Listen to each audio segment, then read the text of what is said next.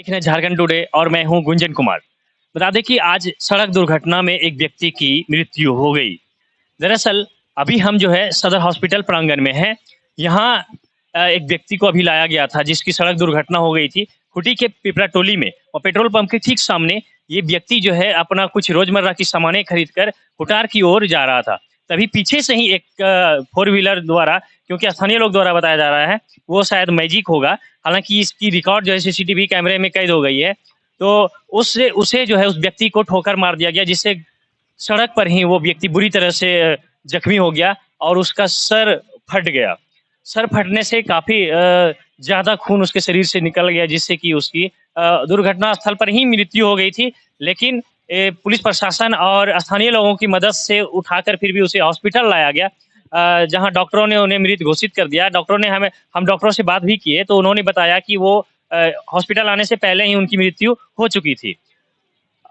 अब हम ये कहना चाह रहे थे कि ये जो मार्ग है खूंटी रांची मुख्य पथ, ये 75E हाईवे है, जिस पर कि सभी सभी स्टेट से गाड़ियां आती जाती है। जैसे इधर से बात करें तो ये खूंटी चाईबासा होकर उड़ीसा को जोड़ देती है, और वहीं अगर दूसरी यहीं बाजार टाउन से अगर बात करें तो ये जो है जमशेदपुर को जोड़ती है। और अगर वो नीचे चौक से अब दाहिने चले तो वहाँ वो सिमडेगा होते हुए छत्तीसगढ़ को जोड़ देती है। तो कुल मिला के ये जो है 75 हाईवे जो है 75E, इस पर जो गाड़ियों का काफ़ी भीड़ रहती है। गाड़ियों का आना जाना काफ़ी ज़्यादा होता है, ज़्यादा संख्या में।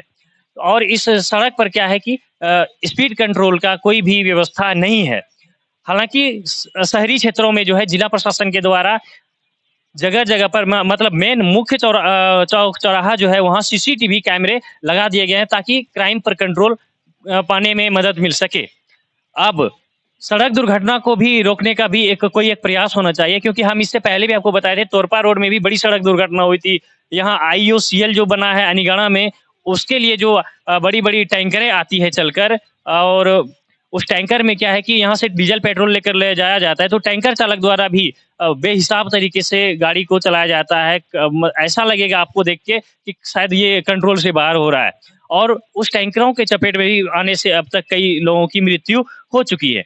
तो कुल मिलाकर ये निष्कर्ष निकलकर सामने आ रहा है कि स्पीड कंट्रोल के लिए भी कोई व्यवस्था होना चाहिए।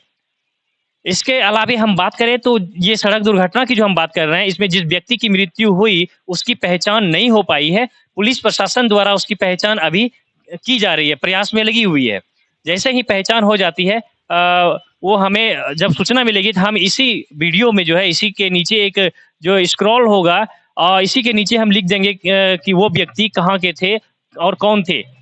उसको जानने के लिए आप नीचे ही देखेंगे कि उसका नाम क्या था, जिस व्यक्ति का जो है मृत्यु हो गई। और इसके अलावे बात करें तो वहाँ जो सड़क दुर्घटना हुई थी, वहाँ जो आसपास में लोग इकट्ठा हुए सड़क दुर्घटना होने के बाद, तो कुछ लोगों द्वारा एम्बुलेंस सेवा का जो नंबर होता है उस पर डायल किया गया और उसे सूचना दी गई। लेकिन लोगों ने हमें बताया कि 10 से 15 मिनट बीत जाने के बाद भी एम्बुलेंस सेवा उन्हें उपलब्ध नहीं हो पाया, जिसके चलते शायद उस व्यक्ति की मृत्यु हो गई होगी।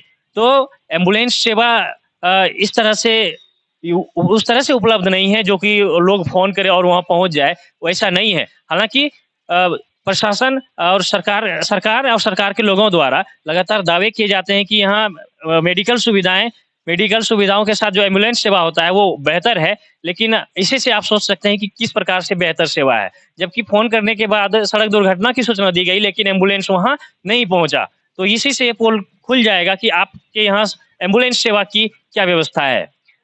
लोगों ने हमें ये भी बताया कि जब उस व्यक्ति द्वारा जिस व्यक्ति की जो दुर्घटना हुई थी, उस व्यक्ति के लिए एम्बुलेंस सेवा वाले को जब सूचना दी गई, तो वहाँ से उन्हें रिप्लाई मिला कि यहाँ ड्राइवर उपलब्ध नहीं है, जिसके चलते एम्बुलेंस वहाँ नहीं जा सकती है। तो विभाग को कहीं न कहीं चाहिए कि इस व्यवस्था को दुरुस्त करे, चाहे वो ड्राइवर की व्यवस्था हो या गाड़ियों की व्यवस्था हो या एम्बुलेंस गाड़ी की, उसकी व्यवस्था करके रखे, ताकि इस प्रकार की जो आवश्यक सेवा हो वहाँ पहुँच बनाया जा सके। अगर एम्बुलेंस वहाँ जाता तो हो सकता था कि इस व्यक्ति की जो अभी डेथ कर गए, इस व्यक्ति की जान बच जाती।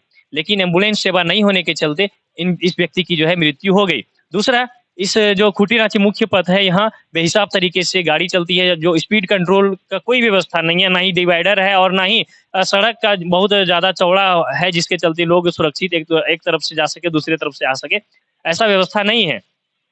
तो कहीं न कहीं जिले में जो है सड़क दुर्घटनाओं की मामला जो लगातार आते रहती है, तो कहीं न कहीं इस व्यवस्था का भी लोग शिकार हो रहे हैं।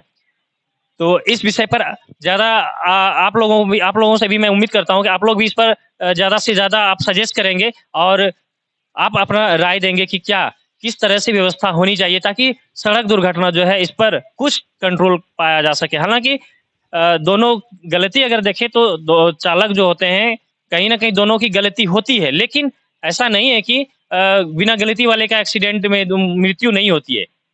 बिना गलती वाले का भी मृत्यु हो जाती है, उसका वजह वही होता है कि गाड़ी का स्पीड और स्पीड पर कंट्रोल नहीं होना। चलिए, तो अब हम आपसे उम्मीद करते हैं कि आप अपना राय ज़रूर देंगे और खूंटी जिले की खबरों के लिए देखते रहिए झारखंड टुडे।